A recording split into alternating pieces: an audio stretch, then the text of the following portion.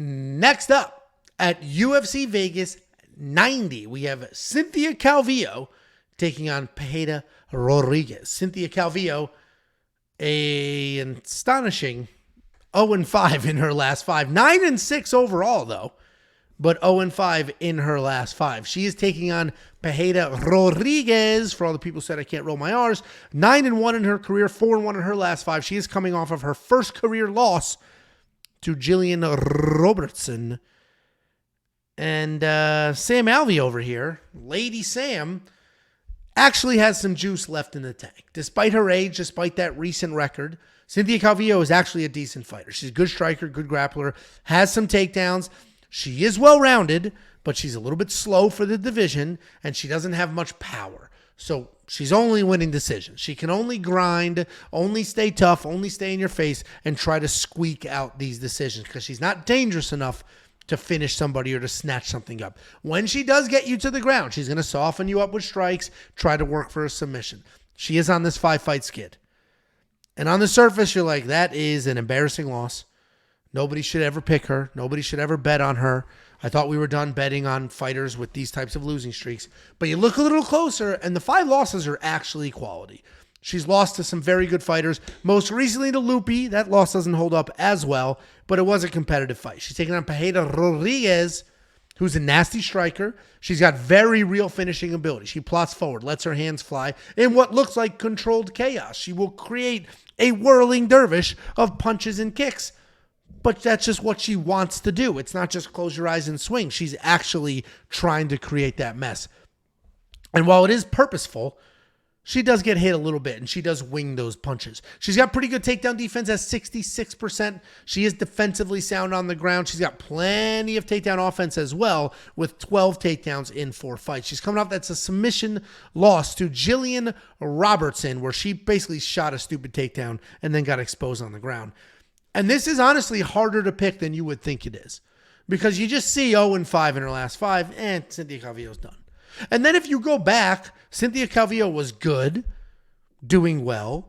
And then, what's her name? Short little Jessica Andrade broke her. I mean, she quit on the stool.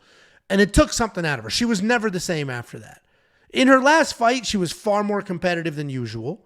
She did show, some veteran savvy. She did make it a competitive fight. But in my opinion, that was less about Cynthia and more about Loopy being Loopy. Fuck. Loopy letting people stay in fights that she shouldn't let people stay in fights, making poor decisions. So I am going to go Piera Rodriguez here, but if she doesn't fight with solid fight IQ, she should just get out veteran savvied here.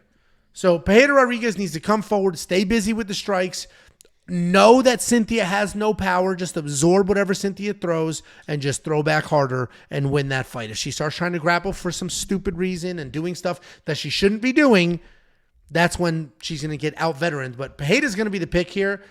Cynthia may still have some juice left. What do you think, Jakey boy? I was on... I'm laughing because... That was 4 seconds for that interruption. I laughed. You did something funny and I laughed. I didn't interrupt. I reacted in a positive manner to the dumbass noise you made. That's the reaction you were looking for, so I don't know what the problem is. I was trying to collect my thoughts because this is an important breakdown for me, so, Okay, go ahead. So, I've been back and forth on this fight, and today I decided... In my mind this morning, I was going to make up my mind because I've been back and forth. So I watched a lot of Piera fights. I watched a lot of Cynthia fights. And the conclusion I have made, Angelo, here today in front of you, God, and everybody, is that Cynthia Calvillo is the better fighter. She's the better fighter. I don't give a fuck about the 0-5, whatever it is. She is the better fighter in this matchup. She's the better wrestler, right? She's the better grappler. And I believe that she's the better striker. She's definitely the more volume striker. She's going to stay in the face of Piera. And I agree. I was a big Cynthia fan. I fucking love Cynthia. I still like Cynthia, but I was a monster. Like, Cynthia is that next girl because she was fucking nasty, man. She would take you down and she would get fucking nasty on the ground with you. And I agree. Jessica Andrade fight really kind of fucked her up. She found out that there is kind of levels to being bullies, right? You have the Angelo bullies that are like, you have cancer. And then you have me, which are topical, smart, witty, that eats you to your fucking core. You hear something, you don't even think about it until you're laying in bed. Then you're like, oh, fuck, I am kind of fucking fat, aren't I? That's the level of bully, right? So Cynthia ran into a bully that was a little bit more bully than her, and it really did kind of break her. But she's had some time since then. She fought like once a year since then. In that Loopy fight, if you watch that Loopy fight last year, I saw those flashes of Cynthia. I saw her get hit, kind of smirk a little bit and want to give one back to a girl like Loopy. Took down Loopy. Looked good in that fight. Some say she even won that fight versus Loopy. Nobody says that. Nobody has said that. Some say. Who? Name 10 people who said that.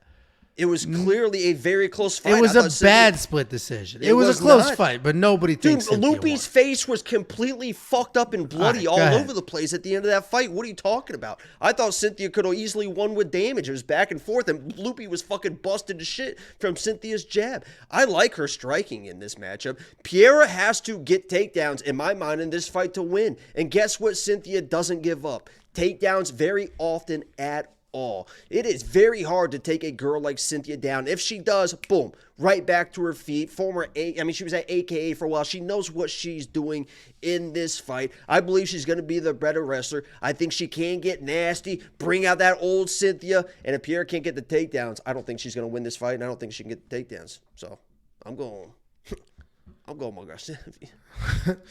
Listen, it's easy to dog because of her recent record, but I'm obviously on the other side here, but I get where you're coming from. It's a logical conclusion to draw. It's not ridiculous to think Cynthia Calvillo very easy to take down. As good as she does have pretty good takedowns. I mean, she does have pretty good takedowns.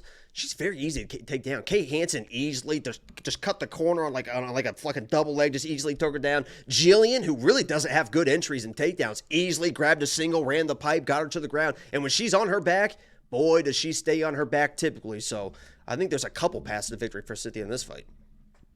Yeah, I mean, I'm obviously on the other side. I do think there's just a piece of Cynthia that just left with that Jessica Andrade fight. She's 36, which it's not crazy old, and women can have longer careers than men at these weight classes.